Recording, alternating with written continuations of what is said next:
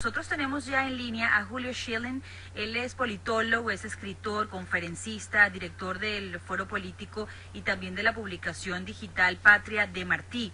Porque el día de ayer, bueno, el director del FBI hizo una cantidad de revelaciones, de reflexiones que despertaron mucha polémica y con él queríamos conversar sobre este asunto y las repercusiones que tiene. ¿Cómo está? Muy buenos días, profesor. De lo más bien, gracias por estar con ustedes en esta mañana. No, gracias a ustedes, un placer. Queríamos comenzar por lo que había dicho el director del FBI, porque él menciona que sintió como náuseas al escuchar que de alguna manera Hillary Clinton había sugerido que reaperturar este caso de los correos electrónicos de la ex candidata demócrata había afectado las elecciones presidenciales a favor de Donald Trump. ¿Usted cómo interpreta esa reflexión que él ha hecho? ¿Qué quiso decir con eso?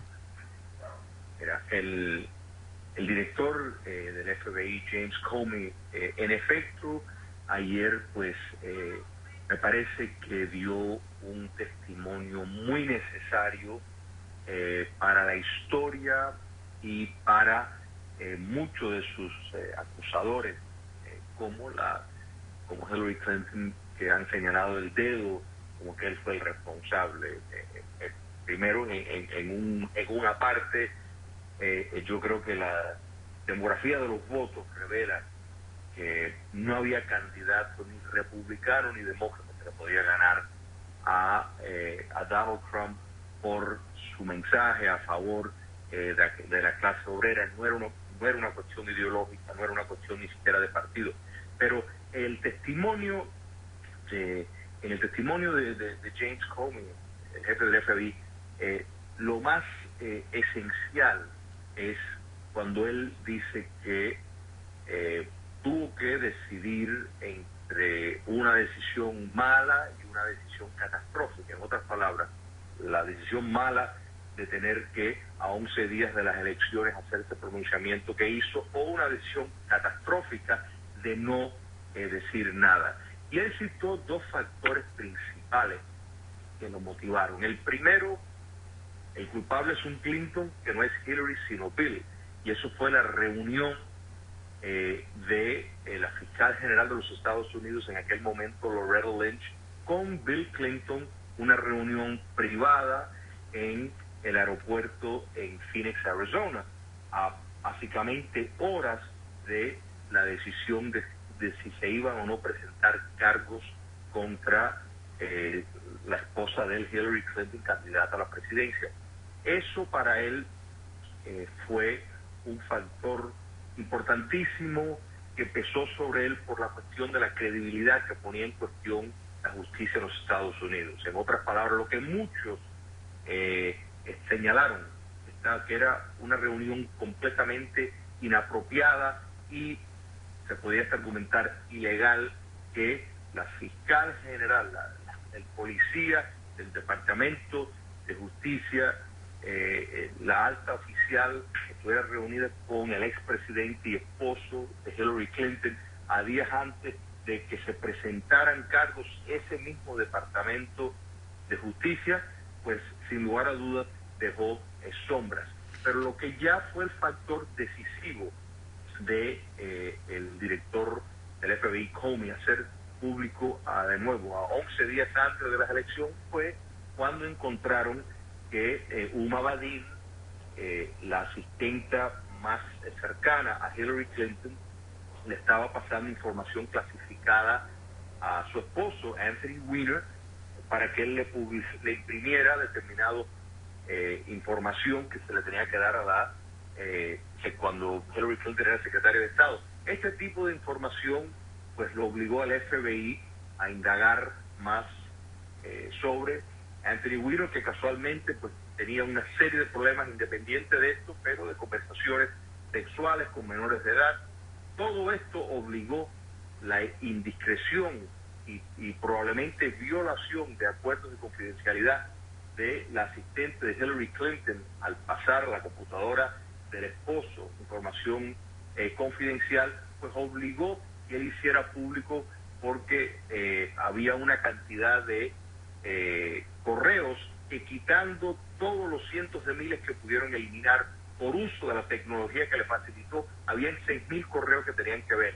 Entonces eso era de no haberse mencionado, de no haberlo hecho público, lo que él pues consideraba sería una decisión catastrófica al ocultar ese hecho. Entonces, claro, profesor, pero fíjese que él había dicho en julio del año pasado, justo en medio de la campaña, que se cerraba la investigación oficial. Luego en octubre decide aportar más información, revelar más de estos correos electrónicos, y al final ayer, cuando estaba compartiendo en el Senado sus impresiones, dijo, y la verdad es que no aportaron nada. Entonces, ¿fue más la presión de los republicanos o la relevancia que tenía el contenido de esos correos electrónicos?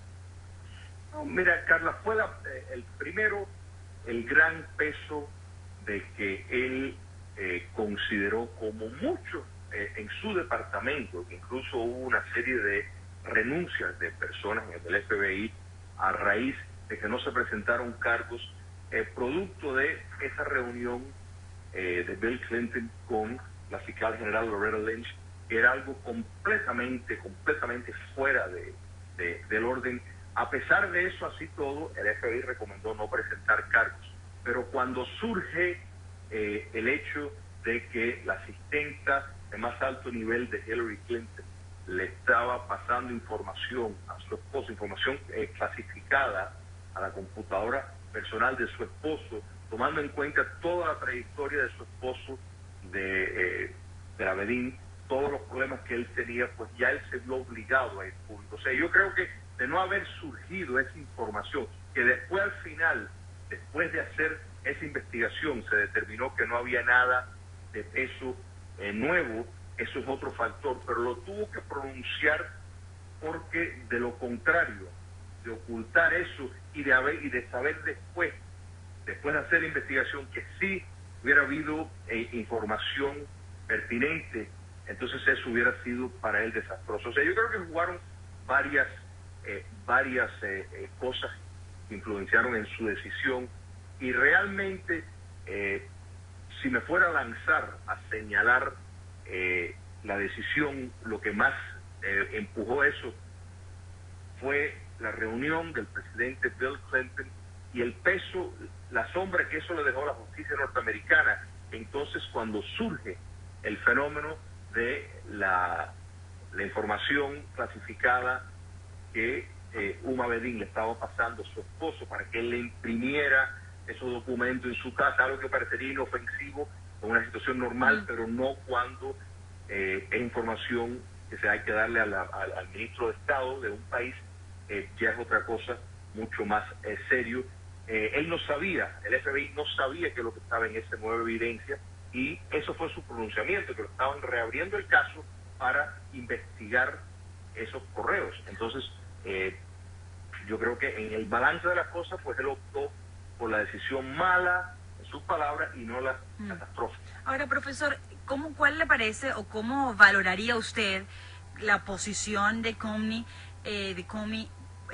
como director del FBI? Y se lo pregunto porque tiene quizás el rechazo de ambos partidos políticos, o en algún momento de lo que ha sido su gestión frente pues a este buró. Primero, porque los republicanos se enfurecieron en el momento en el que él pues no quiso hacer como una acusación formal contra Hillary Clinton. Después, los demócratas, cuando reabrió la investigación, pero también hay un enojo en el Partido Republicano en el momento en el que él devela que el FBI sí va a investigar la injerencia o la supuesta injerencia de Rusia en estas elecciones y los presuntos vínculos entre el gobierno de los Estados Unidos y de Rusia y los colaboradores de Donald Trump.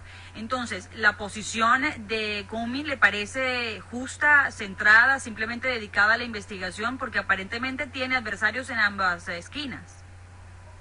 Efectivamente, yo creo que James Comey pues no tiene mucho amigo en Washington en este momento, de ningún partido, porque tiene completamente la razón. Tanto los republicanos tienen el mal sabor de que él no recomendó la presentación de cargos contra Hillary Clinton, que muchos consideran que sí se debe haber hecho, y por los demócratas pues le van a echar toda la vida la culpa de que eso fue lo que causó la derrota. Y no creo que es no creo que es el caso, pero no creo que él puede evadir esa posición que tal vez la historia le otorgó, y me parece que detrás del esfuerzo de él, en el testimonio de ayer, está eso pues latente. Él es un oficial de carrera, lleva muchos años de trabajo en el sector público.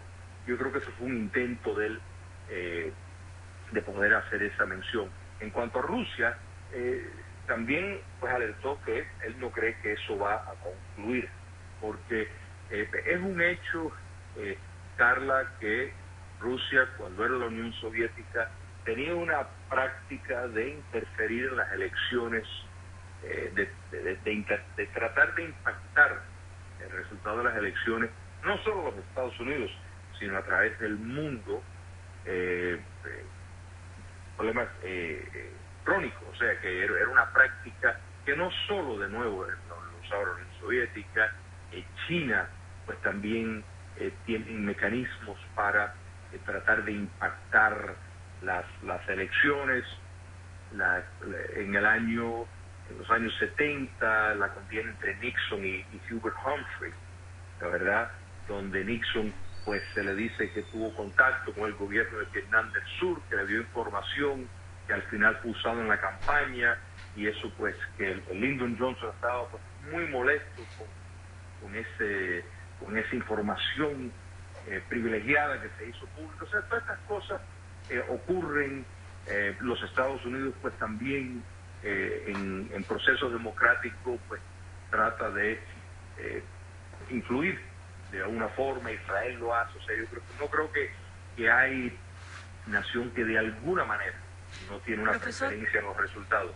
Casi se nos acaba el tiempo, pero no quiero despedirlo sin antes tener palabras suyas con respecto a una supuesta incomodidad que habría en este momento entre trabajadores de la Casa Blanca por ciertos comentarios del presidente Donald Trump.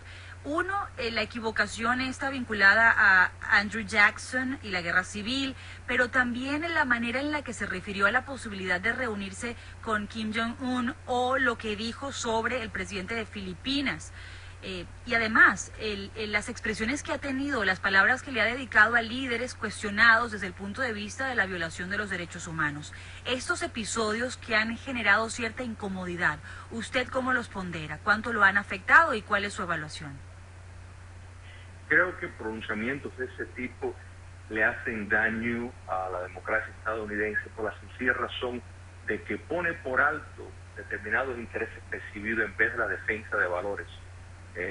Yo creo que si el presidente Trump abraza el estilo de política, de Realpolitik, de Nixon, Kissinger, en vez de la defensa de los valores norteamericanos, tipo Ronald Reagan, Harry Truman, le estaría haciendo un gran desfavor a los Estados Unidos, porque siempre es mucho más fundamental defender los valores de los Estados Unidos, que es lo que hace a esta nación una nación excepcional, en vez de determinados intereses percibidos. Entonces, pues sí, me parece que es un error aludir a un honor de recibir a un dictador sanguinario o a un individuo como el Tato, que tiene una serie de manchas extraordinarias.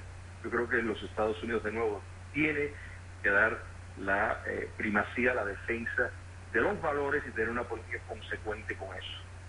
Profesor, siempre es un placer tenerlo. Qué bueno que pudimos conversar esta mañana.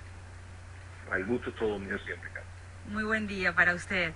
El profesor Julio Schilling nos acompañaba a esta hora en el programa. Es profesor, es politólogo, conferencista, director del Foro Político y también de la publicación digital Patria de Martí. Quería hacerles una invitación muy importante, porque si usted